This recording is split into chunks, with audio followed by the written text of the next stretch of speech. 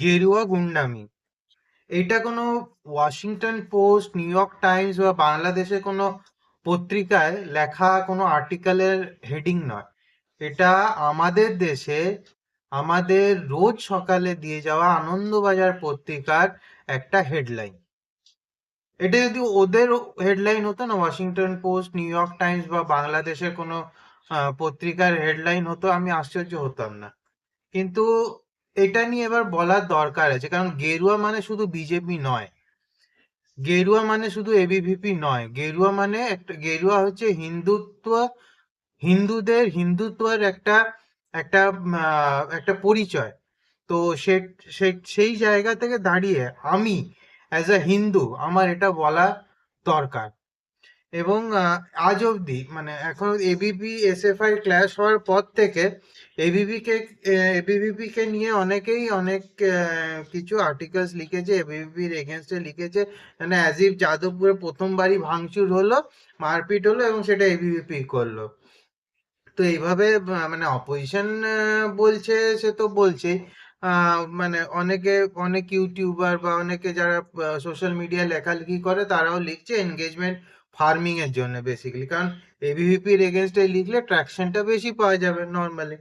তো সেই জন্য লিখে যাচ্ছে, বাট আমি ওটা নিয়ে কোনো ভিডিও করিনি বা কোনো কমেন্টও করিনি ওটা নিয়ে। বাট এবার যেহেতু এবার মানে এই আর্টিকেলটা সামনে এসছে, তো এবার এটা নিয়ে একটু বলার দরকার আছে। এবং বলবো, পুরো ব্যাপারটা বলবো, হয়তো আপনারা পড়েওছেন বা দেখেওছেন জিনিসটা, তবে স্টিল এই জিনিসটাকে নিয়ে একটু অ্যানালাইজ করার দরকার আছে। সো এটা নিয়ে একটা আমরা অ্যানালিসিস করবই। এবং মানে আমরা বাঙালি হিন্দুরা কিন্তু মানে আমি স্ট্যান্ড হয়ে গেলাম যে এটা নিয়ে কেউ সেইভাবে লেখালেখি বা ইয়ে বা কিছুই করেনি। কেন করেনি আমি এটাই তো বুঝলাম না। আমি তো সোশ্যাল মিডিয়া খুঁজে পেলাম না যে সেইভাবে কেউ এটা নিয়ে লেখালেখি করেছে বা বলা বলি করেছে। ঠিক আছে, চলুন দেখা যাক আজকে। নমস্কার, আমি অম্বরীশ ব্যানার্জি এবং আজকের এই এপিসোডে আপনাদের স্বাগত। এই ভিডিওটা যদি আপনাদের পছন্দ হয় তো লাইক ও শেয়ার করে দেবেন, এবং ফিনান্সিয়ালি যদি আমাদের সাপোর্ট করতে চান তো লিংক ডেসক্রিপশনে দেওয়া আছে, চেক আউট করে নেবেন। এবং চ্যানেলটা অবশ্যই সাবস্ক্রাইব করে দেবেন আর বেল আইকনটা টিপে দেবেন। তো আসুন শুরু করা যাক। সো শুরু করব বাঙালি হিন্দুদের কে উদ্দেশ্য করে একটা কথা বলে আর কি। বেসিক্যালি দেখুন, আপনারা যদি এটা ভাবছেন যে তৃণমূলকে হারিয়ে দিয়েছেন এবং তারপরে আপনাদের কাজ শেষ হয়ে গেছে, তো না। তৃণমূল একটা পলিটিক্যাল পার্টি যাকে সরানো হয়েছে এবং তার জায়গায় বিজেপি এসছে। কিন্তু লড়াইটা অ্যাকচুয়ালি কোনো পলিটিক্যাল পার্টির সাথে নয়, লড়াইটা হচ্ছে একটা মাইন্ডসেটের সাথে। ওই সোশ্যালিস্ট কমিউনিস্ট মাইন্ডসেট, ঠিক আছে, ওই মাইন্ডসেটটার সাথে আমাদের লড়াইটা। এবং আমাদের সাথে প্রবলেম কি জানেন তো, আমরা হিন্দুরা বেসিক্যালি মানে পলিটিক্যাল পার্টির ওপর রিলায়েবল হয়ে পড়ি বেশি, রাদার দেন যে মানে সোসাইটির স্তরে আমরা যদি নিজেকে অর্গানাইজড করি, এই হিন্দুরা যদি অর্গানাইজ করি, হিন্দুত্ব কথাটার আশেপাশে যদি নিজেদেরকে অর্গানাইজ করি, তাহলে আমাদের পক্ষে জিনিসটা অনেক সহজ হয়, অনেক বেটার হয়। শুধুমাত্র একটা পলিটিক্যাল পার্টিকে সরিয়ে আরেকটা পলিটিক্যাল পার্টিকে নিয়ে আসা ইজ, এটা হিন্দুদের জয় মেনে নিলাম না, নট এক্স্যাক্টলি দ্যাট। তো কারণ বিজেপি আফটার অল একটা পলিটিক্যাল পার্টি, আজকে হিন্দুত্ব পলিটিক্স করছে, কালকে হিন্দুত্বতে যদি ফায়দা না দেখে অন্য কিছুতে করবে, তখন আপনারা কি করবেন? তখন কোন অল্টারনেটিভ খুঁজে বেড়াবেন? অল্টারনেটিভ কটা আছে? একটা পার্টি যদি আজকে বলেন যে না, তাহলে একদম কোর হিন্দুত্ব ইয়ে নিয়ে একটা পার্টি তৈরি করবে, সে পার্টি দাঁড়াতে 50 বছর সময় লাগে, হয়তো দাঁড়াবে কোনোদিন, হবে এই জিনিসটা। কিন্তু তার জন্য আমাদেরকে অর্গানাইজ থাকতে হবে, আমাদেরকে আরো সংগঠিত হতে হবে। না হলে কিন্তু আমরা এই মেন্টালিটির সাথে পেরে উঠবো না। এই মেন্টালিটি কিন্তু বিভিন্ন ফর্মে বিভিন্ন রূপে আসতেই থাকবে। এটা একটা রক্ত বীজ, ঘোস্ট রক্ত বীজ, এরা কিন্তু বিভিন্ন ফর্মে জিনিসগুলো সামনে আমাদের আসতেই থাকবে জিনিসগুলো। এই এত কিছু বলার কারণটা হচ্ছে এই যে আনন্দবাজার 21শে আগস্ট, আনন্দবাজার পত্রিকা যেটা পেপার আমাদের ঘরে আসে, সেই আনন্দবাজার পত্রিকায় একটা আর্টিকেল ছাপা হলো। সেটা আর্টিকেলটার নাম হচ্ছে গেরুয়া গুন্ডামি। তো কিন্তু জিনিসটা হচ্ছে যে এইটা নিয়ে কোনো চর্চা হলো না, জিনিসটা নিয়ে আমি তো সেইভাবে এই জিনিসটাকে নিয়ে চর্চা হতে দেখলাম না। রাদার মানে বিজেপির পলিটিক্সটা কি চলছে, চলছে, এইগুলো নিয়ে আলোচনা বেশি হচ্ছে। অথচ এটা নিয়ে আলোচনা আরো বেশি, আরো বড় স্তরে এবং ন্যাশনাল লেভেলে হওয়া উচিত ছিল। আমাদের উচিত ছিল জিনিসটাকে এত বেশি ম্যাগনিফাই করা যে এটা ন্যাশনাল লেভেলে অবধি পৌঁছে যায়, কিন্তু জিনিসটা হয়নি। কেন হলো না?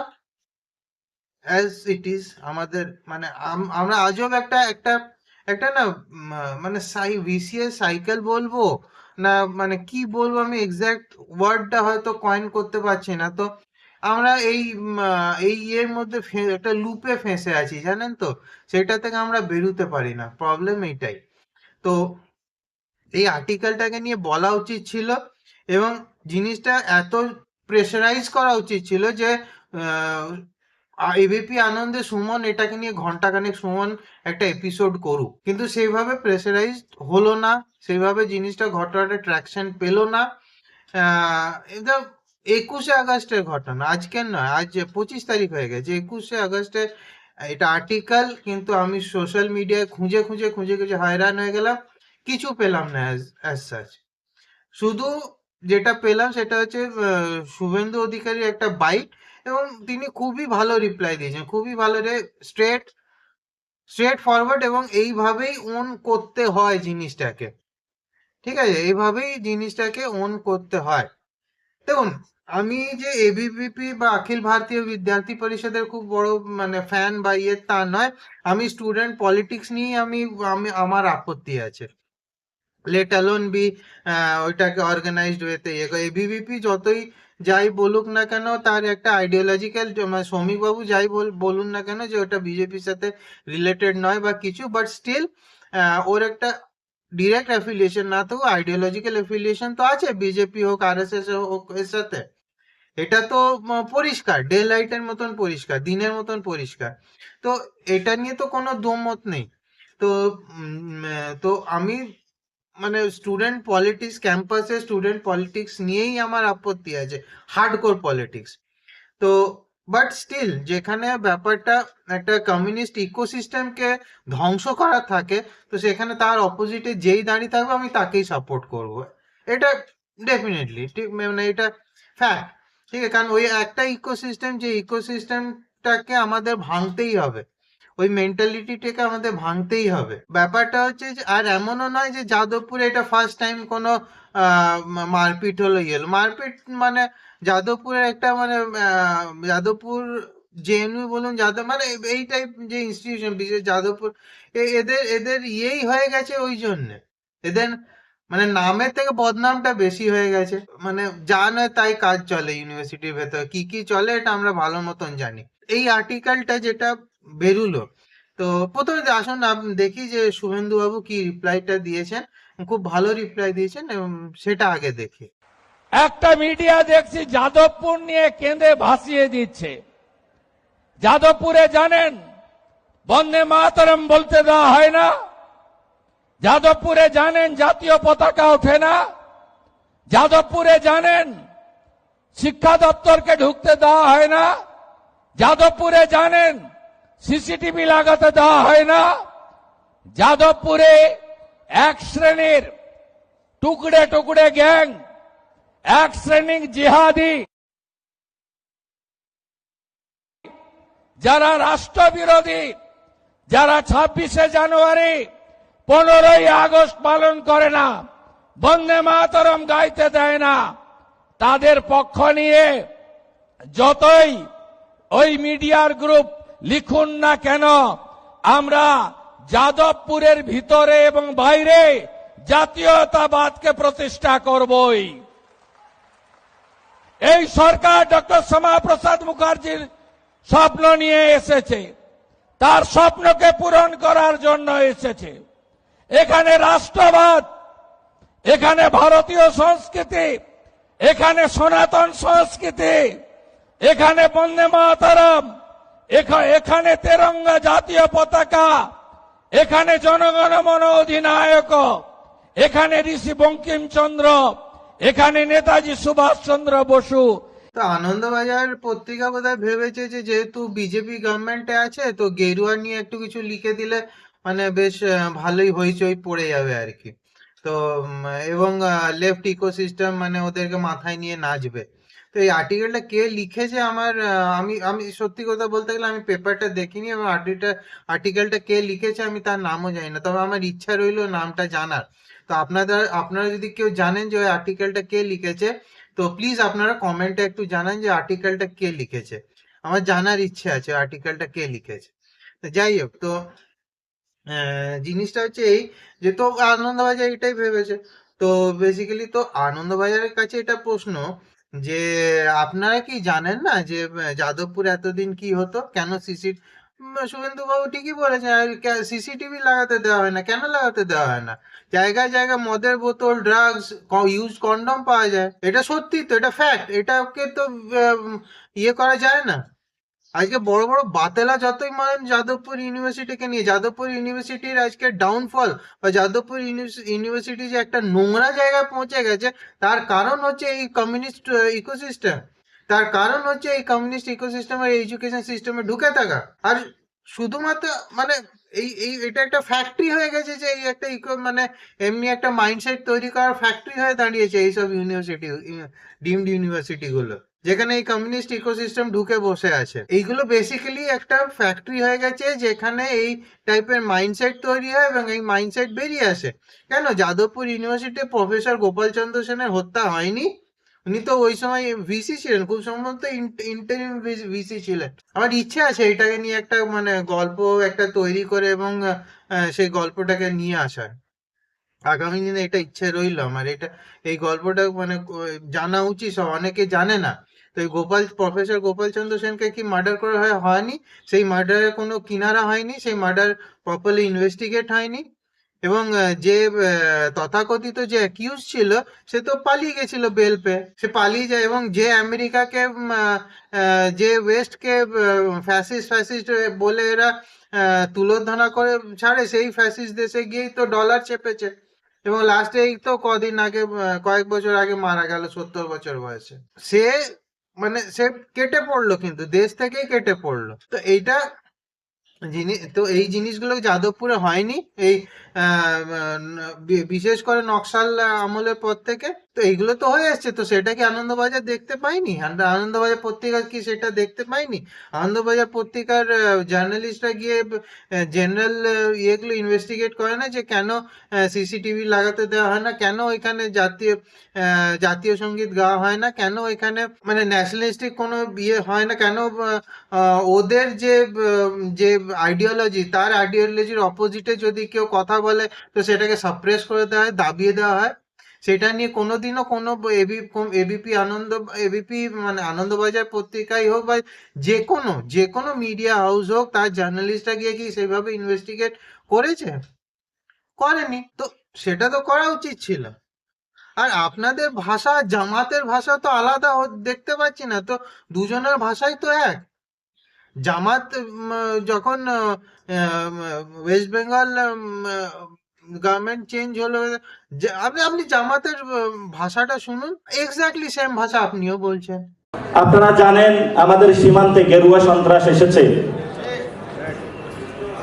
এই জন্য হলো গেরুয়া সন্ত্রাস মোকাবেলায় বাংলাদেশের ফরেন পলিসি থেকে শুরু করে নতুন করে সবকিছু আমাদেরকে সাজাতে হবে।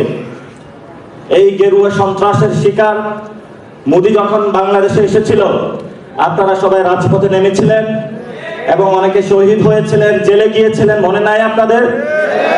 সেই ভাইয়ের কথা যদি মনে থাকে, রক্তের উপরে দাঁড়িয়ে হলো যদি বাংলাদেশে কোনো গেরুয়া সন্ত্রাসের একটু ছিটেফোঁটা আসার চেষ্টা করা হয়, আমরা রক্ত দিয়ে ইনশাআল্লাহ প্রতিরোধ করব তাদেরকে।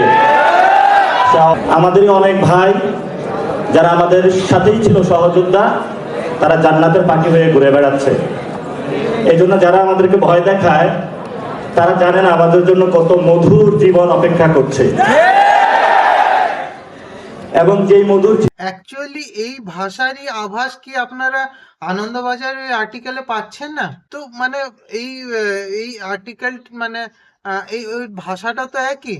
এটা ওয়েস্ট মানে যখন আমাদের পশ্চিমবঙ্গে যখন সরকার চেঞ্জ হলো এবং বিজেপি এলো, তারপরে জামাত লিডারের এই ভাষণ। তো মানে এইখানে মানে ওরাও সে একই বলছে, স্যাফরান টেরার, গেরুয়া সন্ত্রাস, গেরুয়া সন্ত্রাস, মানে জামাত বলছে গেরুয়া সন্ত্রাস। মানে এটাও একটা মানে, মানে কি হাইরানি সত্যি। মানে সন্ত্রাসটা কে করে এটা তো বাংলাদেশে দেখাই গেল। তো তারা আবার এসে বলছে গেরুয়া সন্ত্রাস। মানে এদের লজ্জাও করে, মানে লজ্জা কি করবে এরা তো। মানে আর আমরা মানে এইগুলোকেই মানে এইখানকার বাঙালিরা বুক ফুলিয়ে দেখায়। আই সাবাস। যাই হোক, তো ভাষাটা তো একই। আপনারাই বলুন যে মানে এটা কি আনন্দবাজারের কাছে এক্সপেক্টেড ছিল? এত দিনের এত পুরনো একটা পত্রিকা, একটা মানে একটা নিউজ পেপার, মিডিয়া হাউস, তার কাছে এটা এক্সপেক্টেড এই ভাষায় লেখা? মানে তাহলে আপনাদের মধ্যে তো সেই ওই একই একই মানসিকতার লোকজন ওইখানেও থাকছে, যেটা অন্য সব মিডিয়া পোর্টাল বা মিডিয়া হাউসগুলোতে আছে, যারা এইভাবে অ্যান্টি ইন্ডিয়া বা অ্যান্টি হিন্দু আর্টিকেলস লিখে যায় একের পর এক। গুন্ডামিটাকে প্রথমবার হচ্ছে? গুন্ডামিটা কারা করে যাদবপুরে? কারা করে গুন্ডামিটা? আজকে যখন রিটালিয়েশন হচ্ছে, সেই আইডিওলজির উপর হামলা হচ্ছে, তখন আপনাদের পেটে খুব মোচড় দিয়ে উঠলো, তাই তো? একটা একটা টুইট দেখাবো, এক্সে একটা পোস্ট হয়েছে, সেই পোস্টটা দেখাবো, দেখুন পোস্টটা। দেবযানী ভট্টাচার্য লিখছেন, even fire and blood must be use to achieve independence, বলেছিলেন শ্রী অরবিন্দ ঘোষ। আজকের দিন হলে তার সেই কথাকে কি বলা হতো? গুন্ডামি বলা হতো। আনন্দবাজার পত্রিকা একটা আর্টিকেল লিখতো গুন্ডামি বলে। তো ভারতে স্বদেশী আন্দোলনের ফলে গড়ে ওঠা বিশ্ববিদ্যালয় থেকে কিছু বিদেশি ভাবধারার, মূলত ইউরোপীয় ভাবধারার আধিপত্য খর্ব করতে সেই prophet of Indian nationalism Shri Aurobindo ঘোষের পথ অনুসরণ করাকে আজকের দিনে কি বলা হবে? গুন্ডামি বলা হবে। গুন্ডামি বলবে না এরা, এই ইকোসিস্টেম গুন্ডামি বলবে। কারণ যে ন্যাশনালিজমের দিকে, যে অবশ্য কমিউনিস্টদের বলা যায় না, ওরা তো সবাইকে নিজের বাবা বানিয়ে ঘুরে বেড়ায়, ঠিক আছে? মানে এখন ওরা এই এই ইয়েটা শুরু করেছে, সবাইকে নিজের বাবা বানিয়ে ঘুরে বেড়াবো, পিছনে ওই লেনিন, মার্কস এদের স্টালিন এদের ছবি রাখবো। আর যে ইন্ডিয়ান ন্যাশনালিজমের যারা যারা আমাদেরকে ইন্ডিয়ান ন্যাশনালিজমের আমরা জনক ভাবি, বা হ্যাঁ বলতে পারেন ইন্ডিয়ান ন্যাশনালিজম আমরা জনক ভাবি, তো তাদেরকে ওন করা, ঠিক আছে, যাতে মানুষ ওই ন্যাশনালিজমের ইয়ে থেকে সরে যায়। এইটা এখন ওদের নতুন ট্যাকটিক শুরু হয়েছে ওদের। যাই হোক, সেটা অন্য কথা। তো ওটা যে, এবং শুভেন্দু অধিকারী নিজের হ্যান্ডেল থেকে, টুইটার হ্যান্ডেল থেকে একটা টুইট করেছেন বা এক্সে পোস্ট করেছেন, আপনি সেটাও দেখুন, দেখা দরকার আছে।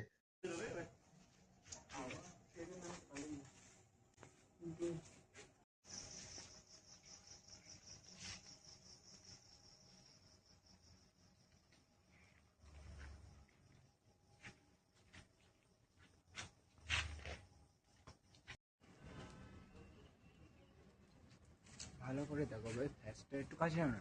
কথা কম বল।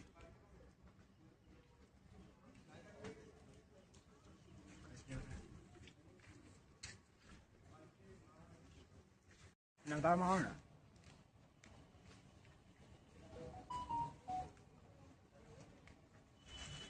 দেখতে পাচ্ছি তো? হ্যাঁ।